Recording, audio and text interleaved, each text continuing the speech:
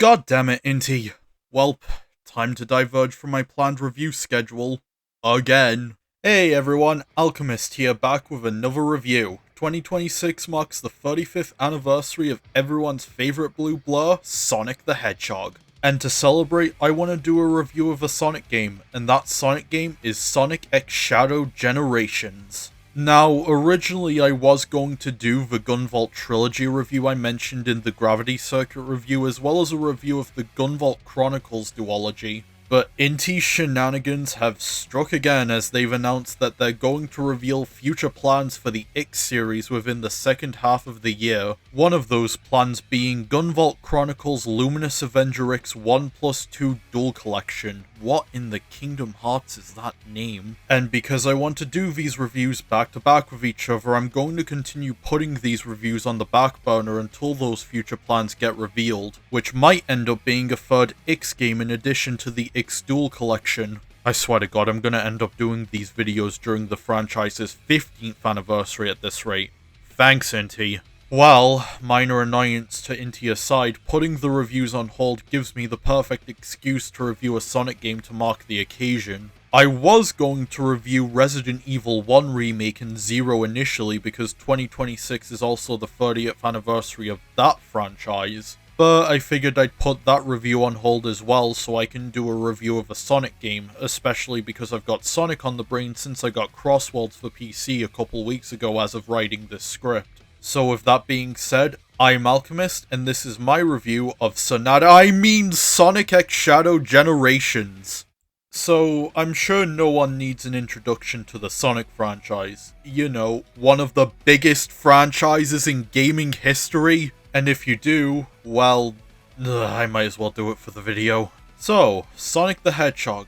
This speedy little blue rat, whoops, not this one right here, is the titular main character of the franchise of the same name created by Sega. Sonic was created by Sega to replace Alex Kidd as Sega's mascot in order to compete with Mario at the time. Several designs were made, with a rabbit being the most well-known one before Yuji Naka, Naoto Oshima, and Hirokazu Yasuhara decided on a hedgehog as the game's protagonist. The crew grew into a small handful of individuals working at Sega, and thus Sonic Team was born. And soon enough, the original Sonic the Hedgehog game was released for the Sega Genesis, or Mega Drive if you're European like me, in 1991 and became an instant success for Sega, and I'm sure you know the rest. Sonic Generations was released in 2011 as part of the 20th anniversary of the franchise and was well received as a fun little celebration of the Blue Blur's legacy. And Sonic X Shadow Generations is a remaster of the game that released in 2024 for 8th and 9th generation consoles and PC, with a Switch 2 version releasing on the console's launch day. The game is split into two halves, a full remaster of Sonic Generations featuring various new additions and tweaks to the gameplay amongst other things that I will talk about later in the video, and Shadow Generations, a brand new campaign starring everyone's favourite Edgy Hedgie. I'm gonna start with the Sonic Generations part of the game first because I'm covering both halves of the game, so it only feels natural that I cover the remaster first. So when you start the game, you're immediately thrusted into Green Hill Zone Act 1 as classic Sonic. Once the stage is beat, we get the game's opening cutscene of classic Sonic running through Green Hill before a monster appears out of a portal and does something to Green Hill. Meanwhile, in the present, modern Sonic gets a surprise party thrown for him by his friends, but as the festivities are happening, the same monster from earlier in the cutscene shows up, who then proceeds to easily wipe the floor with Sonic, kidnap his friends, and then drain the world of all of its time, turning the world into an endless white void known as white space. When Sonic comes to, he runs through Green Hill for a bit before managing to restore Green Hill and Tails along with it. They continue exploring past locations they've been to and restoring them and their friends, eventually meeting their past selves, classic Sonic and Tails, and begin working together to restore the timeline after it was basically ruined by the monster from earlier known as the Time Eater. After restoring more past locations, their friends gathering the Chaos Emeralds and having a run-in with their respective Eggman who gets kidnapped by the Time Eater, the team of the Sonics and Tailses encounter the Time Eater and find out that the Eggman have actually been controlling it. Modern Eggman explains that after his defeat in Colors, he encountered the Time Eater while floating around in space and decides to use its time-related powers for himself, enlisting classic Eggman's help in the process. The Sonics try to stop the Eggman, but the Time Eater proves too strong for them, but with some encouragement from their friends, the Sonics use the Chaos Emeralds to turn super and take on the Time Eater, defeating it and restoring the timeline. Everyone goes back to enjoying the party, and classic Sonic and Tails go back to their original timeline and the game rolls to the credits. After that, we switch over to a post-credit scene of the Eggman still in white space. Classic Eggman asks Modern Eggman if they ever win against Sonic, with Modern Eggman basically saying lol no, and that's the end of Sonic Generations. The story is, well, alright to say the least. It's definitely a simple story since this was during the era of Sonic where the stories weren't super deep and easy to follow for the most part. And as the story of an anniversary game, I think it gets the job done as a story that celebrates Sonic's legacy while also having some fun with little nods to past adventures mentioned here and there. My only issue with the story is the reuse of the 2011 version's cutscenes. You see, the game was redubbed to feature the current VAs for some characters, and the game's script was rewritten by Ian Flynn. But the remaster still uses the cutscenes from the original version of Generations, and if you pay close attention, you'll notice that the lip sync doesn't match what's being spoken by the characters at times. I know it might not be a huge deal to some people, but I wish Sega did remake the cutscenes so the lip sync of the characters would match the new dialogue. As for gameplay, it's really solid. This is the third game to use the boost gameplay, and it's in my opinion one of the best boost era games control-wise. Classic Sonic is classic Sonic. You move, jump, and use the spin dash to gain a lot of speed really quickly. The spin dash is also really powerful in this game for some reason. You get some serious speed if you let it rev up for a bit. Modern Sonic is pretty much the same as he controlled in Sonic Unleashed in Colors, where you speed through 3D levels, use the homing attack to take out enemies, and use the boost to speed through the levels. Both Sonics also get the drop dash in the remaster. It's a small addition to their moveset, but a nice one in my opinion. In terms of levels, we have Green Hill, Chemical Plant, and Sky Sanctuary for the classic era, Speed Highway, City Escape, and Seaside Hill for the 6th generation console era, and Crisis City, Rooftop Run, and Planet Wisp for the modern era. I feel like each level is designed well and features different pathways that reward the curious with various goodies and collectibles like the 5 red star rings that are hidden throughout each stage. The remaster also added free chow to each stage for the player to find, and there's a little hint on their location in the collection room to the far left of the hub world. They'll even hang around the entrance to a stage in the hub world after you find them, which I think is cute. There's also challenges for the player to tackle in order to get the keys needed to access the game's boss fights, and I like these. They're a nice test of reflexes, and beating all 5 of them as both Sonics will restore colour to the zone, which is really nice to see when it happens. It adds a bit more life to them as the hub world does look kind of dull, but the dullness does make sense given what's happened to the timeline and all. There's also the boss fights in the game. You need to do these to progress through the game as well as get the Chaos Emeralds to access the final boss against the Time Eater. The game has 3 major bosses and 3 rival battles that sort of act as mini-bosses in a way, at least that's how they feel to me. The rival battles are against Metal Sonic, Shadow, and Silver, while the main boss fights are against the Death Egg Robot, Perfect Chaos, and the Egg Dragoon. Like the challenges, they're a nice test of reflexes, and the bosses are nice callbacks to the games they first appeared in. I only wish there was an extra boss and rival battle for classic Sonic so both Sonics get 2 rival battles and boss fights each, but that's just me. And then we have the Time Eater. To quote Some Call Me Johnny, fuck the Time Eater. Jesus Christ, this has to be the worst final boss in 3D Sonic. It's a very tedious boss because of its attacks and constant switching between the 2D and 3D sections of the boss arena. Plus you have the sidecast cheering the Sonics on and warning them of incoming attacks, and it just gets really annoying at the end of the day. Especially if you're trying to no damage the fight to get the achievement for doing so like I did.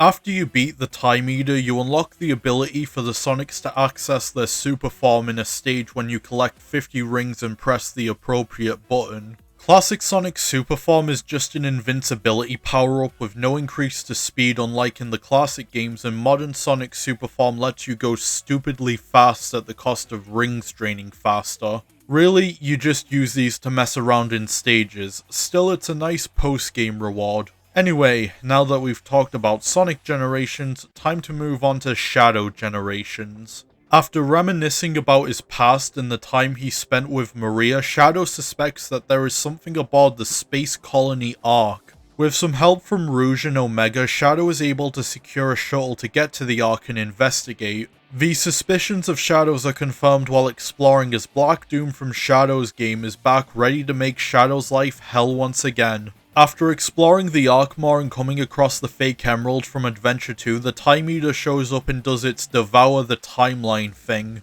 sending Shadow to his own white space as Shadow investigates the area in search of answers and a way home. As Shadow explores more of white space, he also unlocks powers that tap into his Black Arms DNA and eventually finds Maria and Gerald from a point before the Ark disaster, also stranded in white space.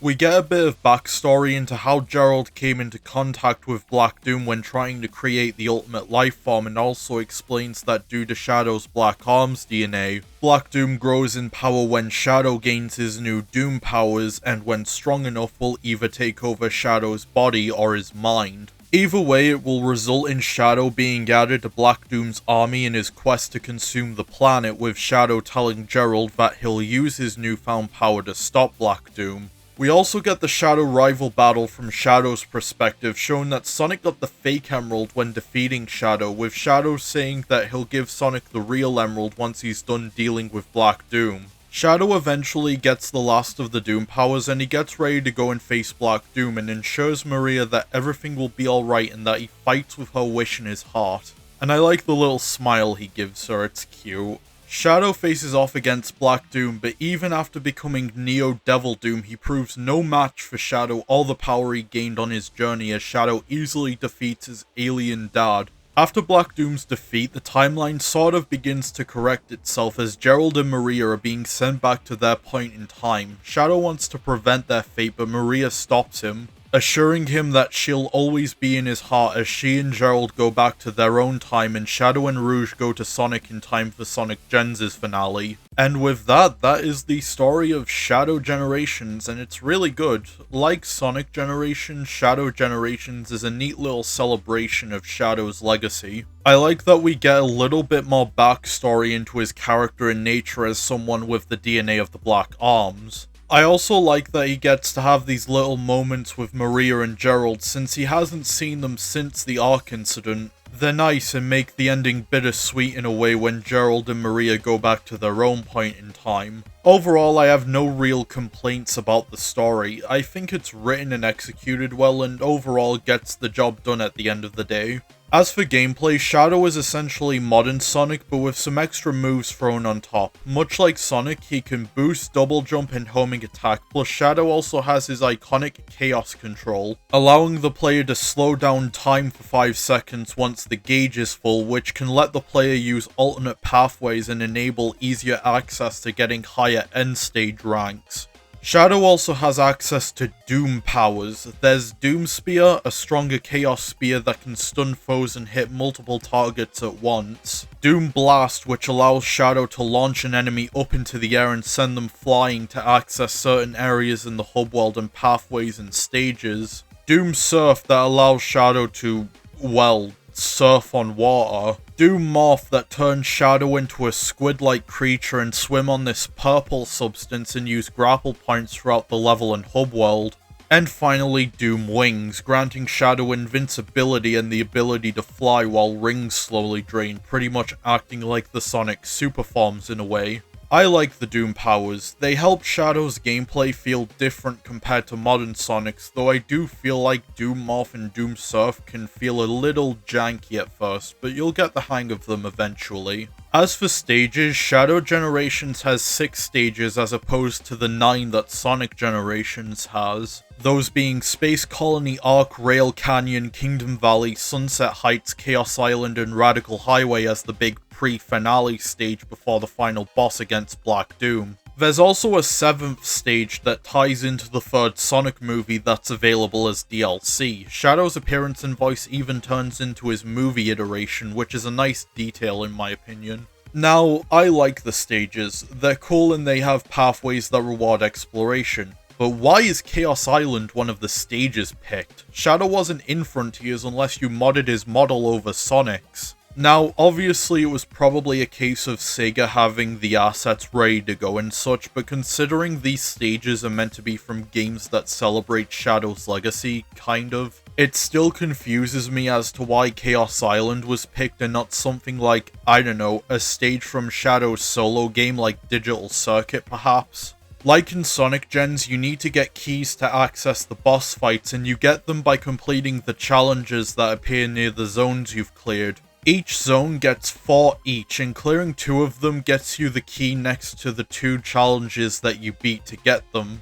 I just wish that these appeared as soon as you cleared the 2 zones of the current area rather than going all the way to the boss gate to make them spawn.